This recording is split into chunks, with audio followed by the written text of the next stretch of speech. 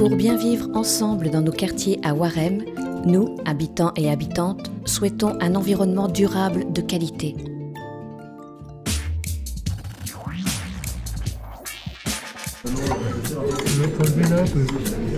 Ici, là, t'as peut-être un fusible aussi. Regarde ici, toi de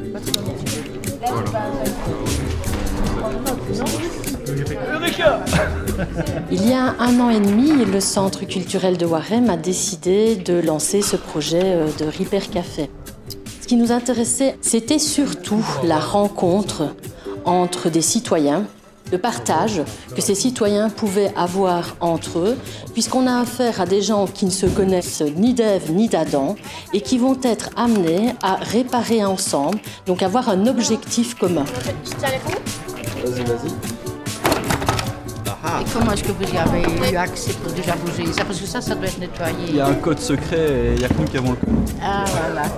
Et par la même occasion, cet objectif questionne notre société, notre monde, notre mode de consommation.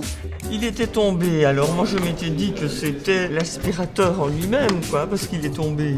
Je me dis, il y a peut-être quelque chose qui a bougé à l'intérieur en tombant. Quand il y a des trucs foutus, avant de les jeter, j'aime bien nettoyer. Ah mais moi c'est comme ça aussi.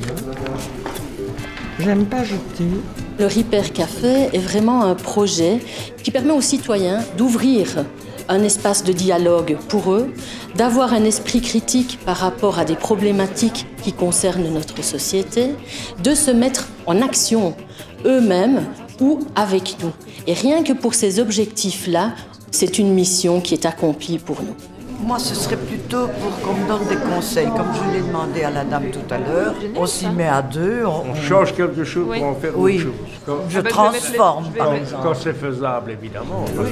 Non, mais je veux mettre citoyenneté pour former les jeunes, tout le monde, à plus de partage. C'est important, évidemment.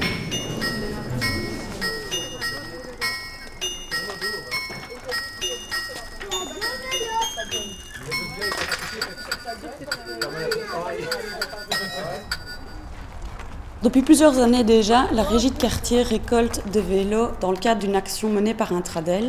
Les vélos récupérés par la régie des quartiers sont retapés et rénovés pour ceux qui peuvent l'être.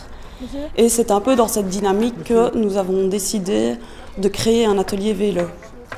L'idée étant de proposer de pouvoir participer à la réparation, pour nos stagiaires, dans le cadre des formations, d'apprendre certaines techniques de réparation et dès lors aussi de pouvoir valoriser le transport en vélo. Et t'as changé de chambre à air? Oui. Et si tu mets pas la bonne taille, ça va pas, hein? Celui-là, c'est un grand vélo, hein. Et ça, c'est Shrek. Et ça, c'est un petit Dylan. Ouais, c'est un écoute 10. Nickel. Il y a très vite un esprit de convivialité et d'échange qui se met en place. Nos stagiaires aussi, à nous, sont valorisés par le fait d'avoir réparé le vélo d'une personne du quartier. Ce qui est vraiment chouette, c'est d'avoir ce côté valorisant et ce côté convivial au sein du quartier. De très chouettes contacts, et quels que soient les âges aussi. Ce sont des enfants qui viennent, des adultes, des hommes, des femmes. Et donc ça, c'est vraiment un point très positif pour nous. Comme il y a des réparateurs. Ah ouais. Qu'est-ce qui ne va pas un peu dans je pense que depuis qu'on est dans l'euro, on a manqué de tout. Faut monter. Ouais. C'est important. Et voilà. Ouais. Vous les accrochez?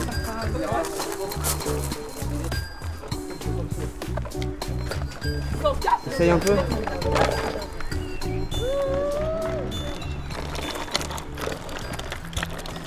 On fait les réparations, beaucoup d'électroménager, de l'informatique. Ah oui, ça vous avez ici.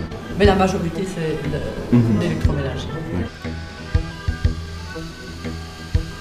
Ce serait un Ripper Café qui serait complètement autogéré par les citoyens, qu'ils soient à l'accueil ou au bar, prennent les choses en main, et même si on les soutiendrait, même si on les aiderait dans la promotion de notre activité. On n'a que 4-5 ateliers de Ripper Café durant l'année, et malgré cela, ce n'est pas facile de rassembler un maximum de réparateurs lors des différentes séances. Jamais forcément. Le Ripper Café idéal serait aussi un Ripper Café où on aurait de plus en plus de citoyens qui viendraient apporter ces choses à réparer pour montrer en fait tout simplement qu'il y a quelque chose qui est en train de se passer dans notre société, que les gens commencent à comprendre ce qui devient important et investissent ce Repair Café comme jamais. J'ai pris pour essayer quand même que ce ne soit pas trop à la limite, mais comme ça normalement. La machine passe dedans, c'est déjà pas mal, hein? Ouais, c'est déjà ça. Chirurgie esthétique de coussin en cuir. Ça, c'est quand c'est trop plein ou alors quand il y a quelque chose d'obstrué. Et là, on remet une pièce par au-dessus et vous n'aurez plus les trous. Ah non, non, moi je suis content. C'est au moins j'ai réparé quelque chose aujourd'hui. Merci. Bon dimanche. Également, merci. Merci, au revoir.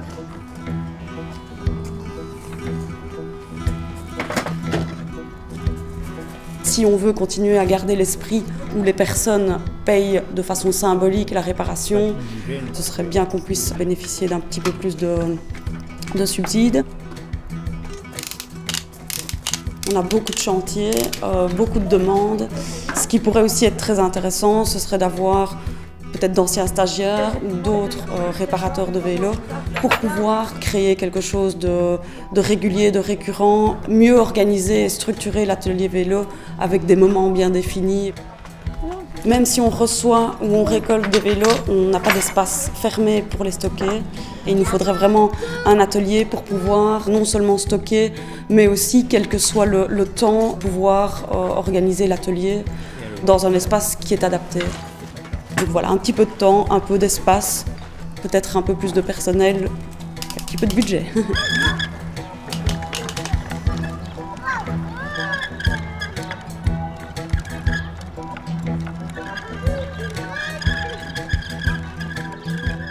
Et vous?